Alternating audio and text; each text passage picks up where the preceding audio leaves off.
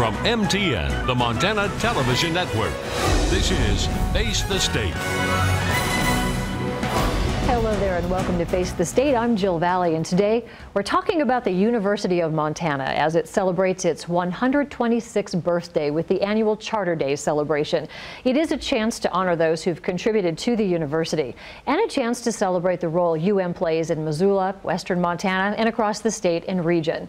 Joining me today, Charter Day Coordinator Angela Weisenberger, UM Communications Director Paula Short, and Jed Liston, who is the Alumni Director for the University of Montana. We have a full house here tonight. Thank you so much for joining us. Thank you. Thanks for having us, Jill. You bet. Let's talk about Charter Days. That's coming up, the big celebration next week. What is so significant about that? I know that the university chartered the school back in 1893. I think it's an idea that's lasting. They did a good job there. Yeah, we're still around, right? Yep. And you have people you're honoring and you're celebrating this milestone in UM's history. Why is that so important? It's really important for us to recognize the faculty, staff, the alumni, our friends around the city and the state that are contributing to the university and where it's at today. And there are 11 people who are being specifically honored. There are awards from the Alumni Award to the Presidential Service Award. Who are these people and how would they have been selected to be recognized for their contributions? So there's a variety of committees across campus that select them. We have one from the Associated Students of the University of Montana, ASUM. They select a student that contributes to their program in some significant way. We have awards that come out of the Office of the President, the George M. Dennison Award for faculty and for staff, and then we have an award that comes out of the College of Business, one that comes out of the Provost's office. So it's a variety of areas around campus that are looking to honor people in their particular area. And a lot of them are people in the business community or out in the community, maybe not directly currently connected to the school yet. They are still contributing because I feel like there's a lot of community support behind this institution, and that's probably a real key factor in your success. Like, how does the community react to the school and why is it so important? Well, the town-gown relationship is so important. Missoula and the University of Montana are symbiotic. They really function together, and the things that attract students to the University of Montana definitely include Missoula, and we have over 20,000 alumni living in Missoula in the area, and 50,000 in Montana. So it's always we're always looking to improve our relationships and connect and really build partnerships with the local community. When you talk about alumni, those who are here, how do you keep them engaged, especially maybe those who have moved away? Because it's easy to be a Grizz fan when you're in town, but right. They're all over the world. Well, I'm glad you asked, Jill. We're starting a new initiative to open up chapters of local communities. We have 3 that are going to be started this year outside the state and 1 in the state, and we have a plan for the next 3 years to build this 3+1 model of connecting alumni in Seattle, Spokane, Billings, and the Bay Area this year, and it'll give alumni a chance to network with each other and assist the university. We have a large campaign going on right now where alumni across the nation have signed up to actually do handwritten notes to our students who are applied and accepted right now. So a student may get a note from an alum in Oklahoma, a local alum, to say, this is how much the university meant to me, and I hope you'll consider coming. So we really try to do many engagement opportunities. We engage alumni by having, when our faculty go out and are at conferences or workshops, we might gather a whole group of alumni in that area and hear a lecture. And we're also doing a new concept called Grizz on Taps.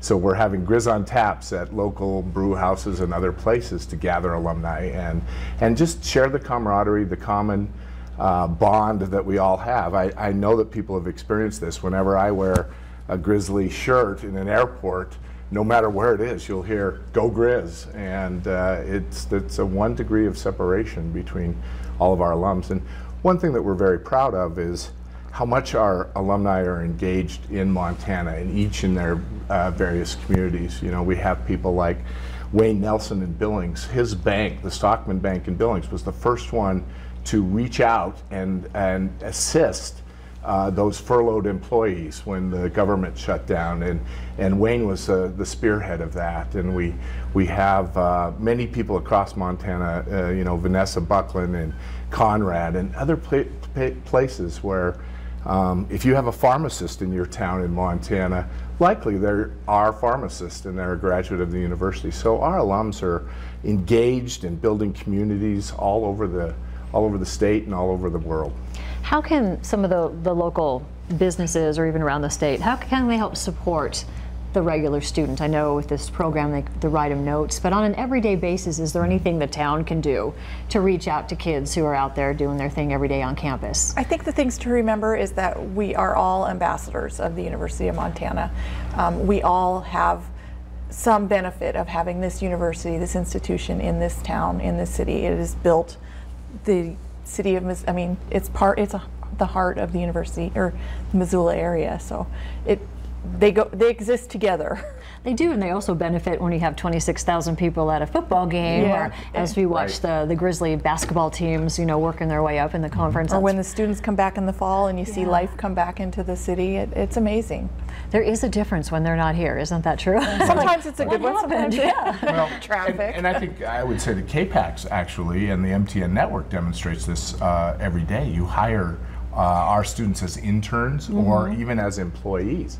And so what local businesses can do is give our students a chance to intern.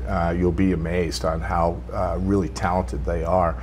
I know that Billings is now doing an initiative. The economic development arm of Billings is actually doing an initiative to attract interns from the University of Montana to stay the summer in Billings and hopefully fall in love with it and become you know, employees and workers and economic drivers in the Billings area. Kind of keep them in the state and help the bottom line. So yeah, that is kind of a definite important relationship. As communications director, what are you hearing? What are you hearing about UM and the community and the things that you're being able to offer kids and businesses? Sure. You know, the University of Montana is such a special place, and for 126 years, and I think everybody has that University of Montana memory, or that time, that slice of time where they were here on campus if they went to school here. And as an alumna myself, I mean, I remember well setting foot on the campus. It was a June day, and I came as an 18-year-old ready for orientation, and I just set foot on campus and I felt like I was home. And so it's really fun to relive that. And I think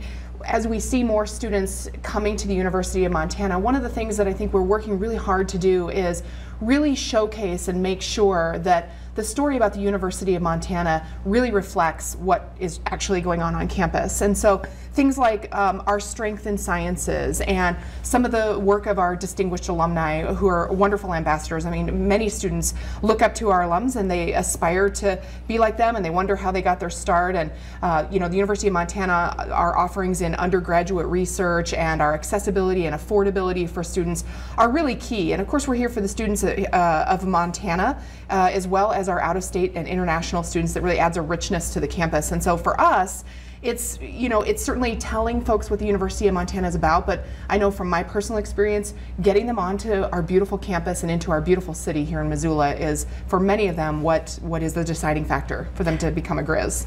Now, we just had the spring enrollment numbers come down, and there were some bright spots, especially when it comes to retention students coming back. But what is your assessment of kind of how that's looking with this spring semester and who's signing up to go to class? You know, we're really encouraged, and we're encouraged about some key indicators of, for example, persistence from fall to spring, and also retention first year to second year. So enrollment is such a multifaceted number when you're trying to hit that. I mean, it's bringing in new students, but it's also transfer students and graduate students, and it's that ever important retention of first year to second year, because we know that that is a key indicator of whether a student will ultimately persist to graduation, as if we can get them to persist freshman to sophomore year. And then coming in from fall and returning to spring, we have, you know, students for whatever reason have challenges coming back in the spring, and so supporting them and making sure that they can come back for spring semester and then we can see them again in the fall, or our expanded summer offerings. I mean, really what it is for us at the end of the day, I mean, the number will be what it is, but it's about transforming lives and making sure that the students that come here have the best chance to persist to graduation and go on to have great lives of service and impact.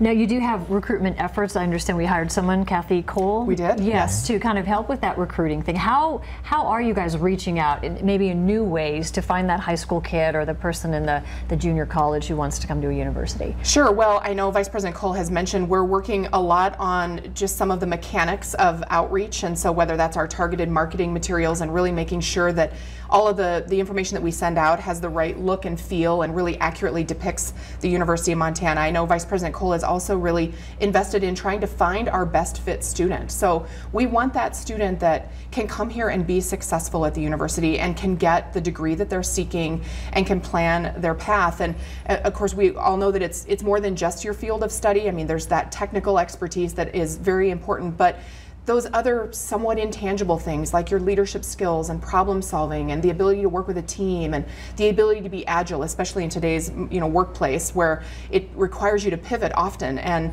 to learn new skills and sort of adapt on the fly. And so we're really pushing forward with those skills in addition to whatever your chosen field of study is. The University of Montana can equip you for whatever career you ultimately end up choosing, which may or may not be the thing that you think you're going to do right now. I have a coworker who's got a rock star sophomore child in high school here, a straight A student. She's received about 2 or 3 letters from MSU already trying to dip into the high school pool to say, hey, come this way. Is UM going to do they do the same thing, and is that something you might consider doing later, or how does that work? We are, and in fact we are looking at reaching students earlier, and we know that there's lots of ways to do that. We can certainly directly reach out to them with marketing materials when they're in high school. We're working with the Raise Me program, and students can come into that as a freshman, where you can actually get some financial assistance for good grades and leadership experiences in high school. But we also are really focused on, we know that those kids that come to Washington Grizzly Stadium when they're 8 or 9, they're forming an impression about the University of Montana, and they're forming an impression about what we're doing. So we really look at it as cultivating a relationship from the earliest possible age, and then ideally they come to the university, they graduate, they become alums of the campus, they eventually perhaps become supporters of the university, and that relationship persists well into their later years. And so we're cultivating that relationship at every level. So what I would say is certainly any student who has an interest in the university, even if you're a freshman right now and you're just not sure, but you want to give U of M a look, and I encourage people to do that and reach out to us and contact us, and we'll be happy to talk with you. And we've mobilized the alumni network across the country to let us know if they do have children, neighbors, friends of friends, to give us their names, and so that we can reach out and talk to them and send them those brochures as well. So the program you were talking about, was it Reach Me? Raise Me. Raise Me. Talk a little bit more about that, because as a parent of a child who will be forced to go to college no matter what, that has me intrigued. It'd be kind of nice, I guess, for parents to research that a little bit. So sure. So the Raise Me program is made possible through some foundation funding, and we, the University of Montana, is a participant, as are many colleges and universities around the country. But you can basically go in, and for a high school student, and it's for your 4 years of your high school career, you can set up a profile and go in and enter your achievements. And it can be things like good grades, or if you're the student body president, or if you're the captain of your volleyball team, or any number of sort of accolades that you get as a high school student. Those can translate into scholarships if you choose to come to the University of Montana, for example. So you can build that portfolio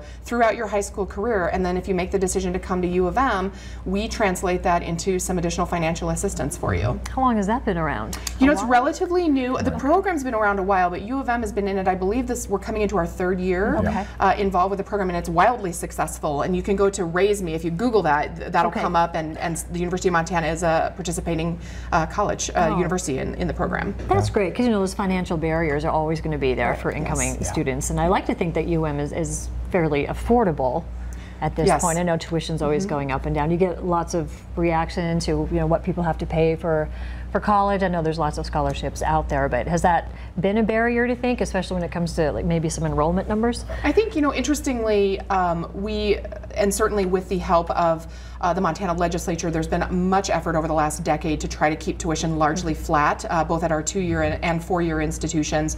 We're finding that particularly for out-of-state students, the University of Montana is a great deal from the standpoint of sometimes their out-of-state tuition is actually more economical than it would be for them to go in-state in their home state. That said, though, we also know that the vast majority of our students in the MUS system are Montana students, and we want to make sure that we keep college accessible and affordable for them as well. So that's something that we work really hard on all the time, whether it's merit-based aid or need-based aid, and those are things that, in fact, even at the legislature now, they're looking at ways to keep college affordable for Montana high school graduates.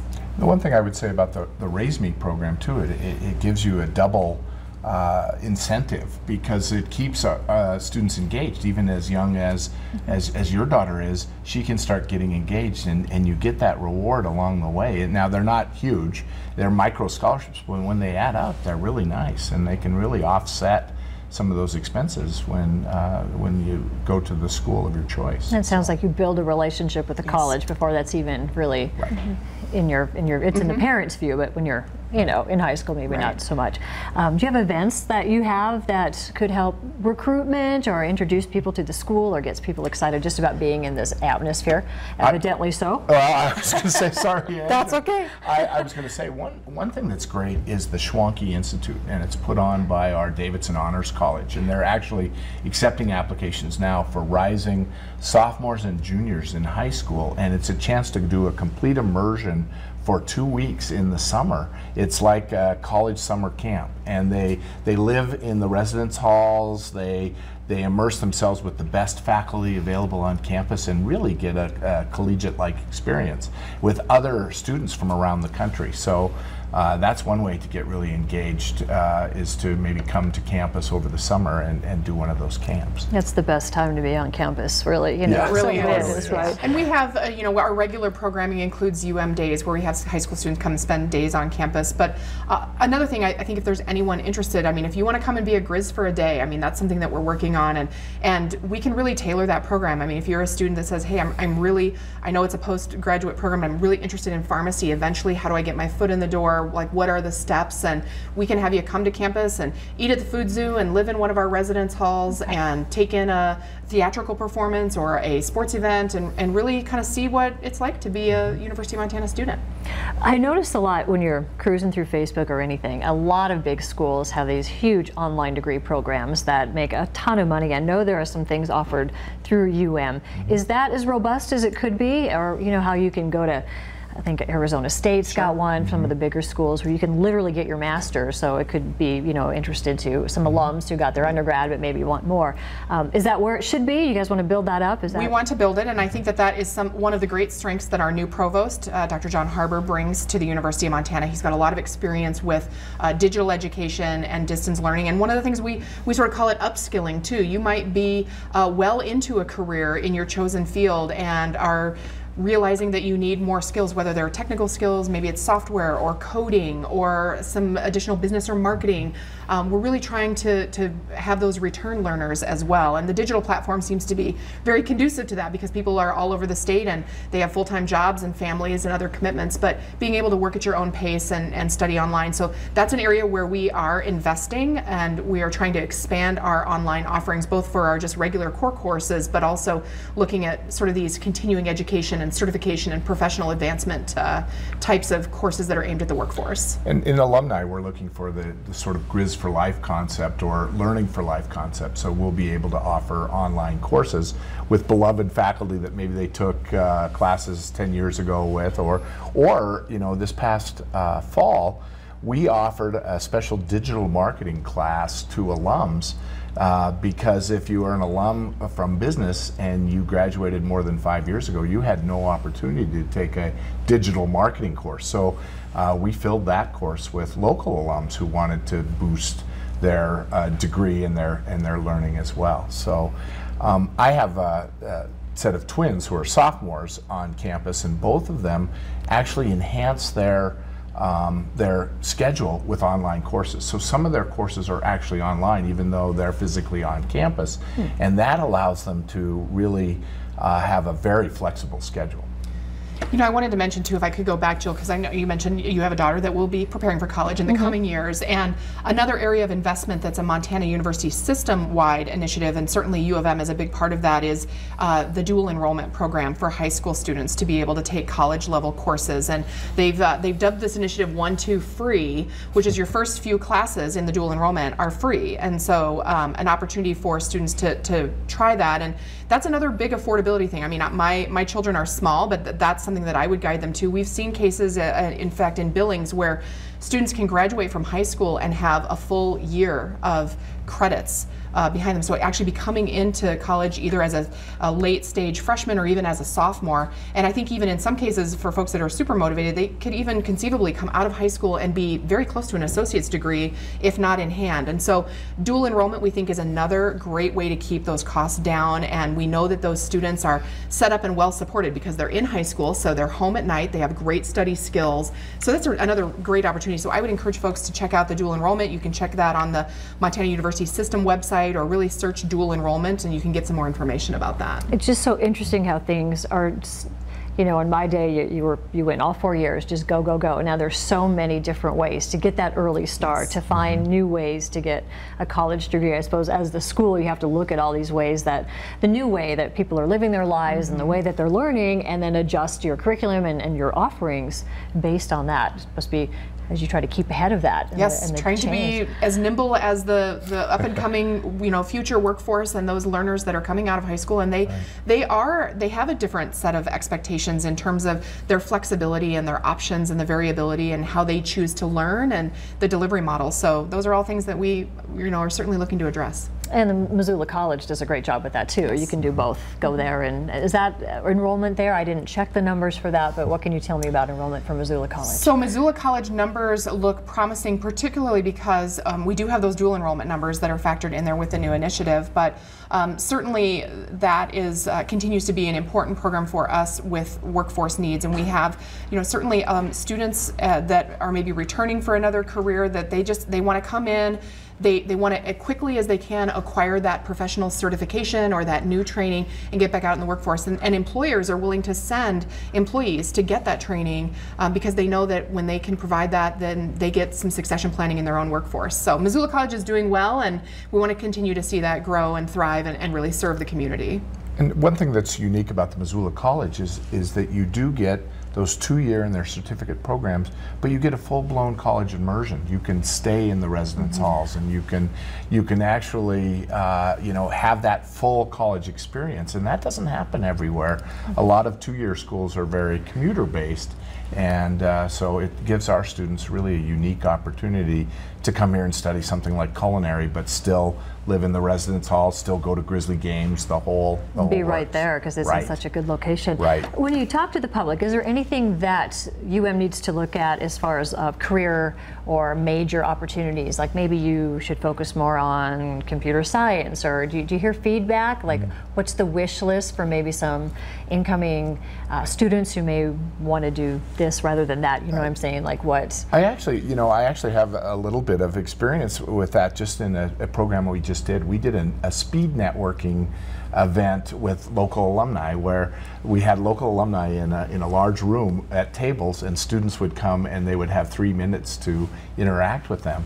And really, truly, the message that a lot of these local, very successful business and professional alumni were talking about is be sure to concentrate on the breadth and depth and the ability to learn, because if you get locked into something particularly, it's going to change within 3 years, and that's probably the University of Montana's greatest strength, I think, is we teach people how to keep learning, and we give them the skills to make good learning, learning skills and have good learning skills. So it's so important, obviously, as we talk all about this, to maintain that relationship with the community and prospective students, and that's why Charter Days, which was really the start of this whole conversation, you know, it's coming up, and it's important to pay attention to that. So to celebrate that connection. Exactly. And, yeah. And our students, our faculty, and our staff that contribute to the whole of that. It's pretty impressive. 126 years. Yeah.